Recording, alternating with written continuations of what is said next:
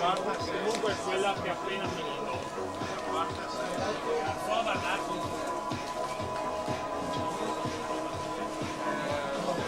Attenzione, c'è un annuncio squalifica relativo alla quarta serie. L'atleta che ha nuotato in terza corsia, Filippo Fassina, è stato squalificato per nuotata irregolare. Attenzione, abbiamo una rettifica, questa squalifica non c'è, quindi non è vero, non è stato squalificato Filippo Fassina, annullata questa squalifica, quindi regolarmente in classifica. Filippo Fassina, chiediamo scusa, è arrivata la rettifica, quindi regolarmente in classifica Filippo Fassina.